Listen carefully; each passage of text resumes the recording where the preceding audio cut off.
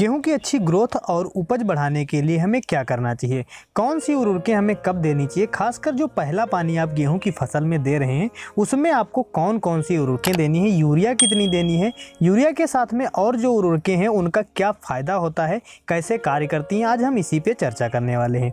Video शुरू करने से पहले छोटी सी रिक्वेस्ट है, अगर आप हमारे चैनल पर नए हैं या पहली बार वीडियो को देख रहे हैं तो हमारे चैनल को सब्सक्राइब कर लीजिए और पास में बने घंटी के निशान को भी ऑल पर सिलेक्ट कर दीजिए। वीडियो दोस्तों पसंद आए तो लाइक भी करिएगा, अपने दोस्तों को भी शेयर करिएगा।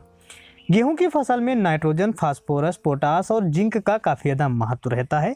अगर आपने बुआई के समय अपनी फसल में डीएपी का प्रयोग किया है तो इस समय आपकी फसल अच्छी ग्रोथ कर रही होगी, जिसमें आप केवल यूरिया देते हैं तब भी आपकी फसल अच्छे से ग्रोथ करेगी।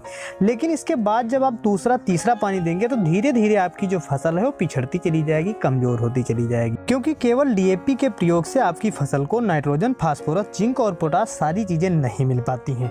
वहीं अगर आपने बुआई के समय सिंगल सुपर फास्फेट और एनपीके का प्रयोग किया है तो काफ़ी अच्छा आपको लाभ मिलेगा। यूँ मान लीजिए जो सिंगल सुपर फास्फेट होती है इसमें फास्फोरस की मात्रा काफ़ी अच्छी होती है, इसमें कैल्शियम भी होता है और इसमें सल्फर भी होती है जो कि काफ़ी अच्छा काम करती है। शुरुआती अवस्था में जब हमारा पौधा ग्रोथ कर रहा होता है, उसकी जड़ों का विकास हो रहा है, उस समय हमारे पौधे को फास्फोरस की काफ़ी ज़्यादा आवश्यकता होती है। तो अगर आपने बुआई के समय सिंगल सुपर फास्फेट एनपीके का प्रयोग किया है तो इस समय जब आप अपनी फसल में कोई खाद दे रहे हैं तो इस समय यूरिया का प्रयोग करें और जिंक सल्फेट का प्रयोग करें, जिससे आपकी फसल ग्रोथ अच्छे से करेगी और हरियाली भी काफ़ी अच्छी होगी और खादें आपको देने की आवश्यकता नहीं है। वहीं अगर आपने बुआई के समय केवल एनपीके या डीएपी का प्रयोग किया है तो पहले पानी के बाद आप अपनी फसल में 45 KG urea, 30 KG single super phosphate और 8 केजी पोटास का प्रयोग करेंगे तो काफ़ी अच्छी आपकी ग्रोथ होगी।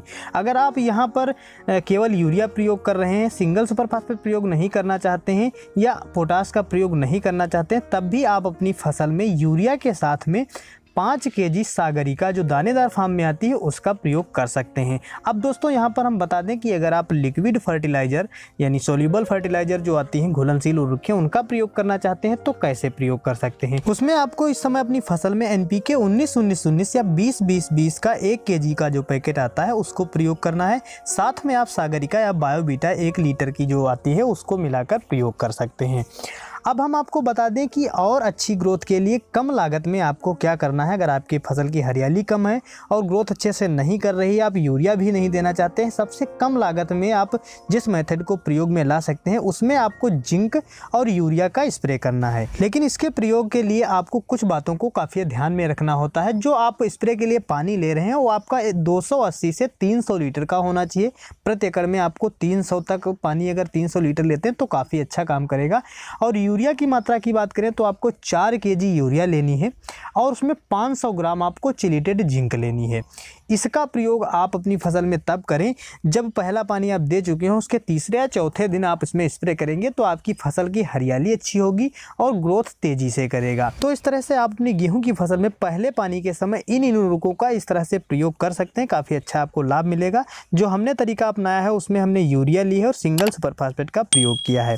वीडियो कैसा लगा कमेंट में ज़रूर बताइए। अगर जानकारी अच्छी लगी है तो लाइक करें, अपने दोस्तों को भी शेयर करें। धन्यवाद।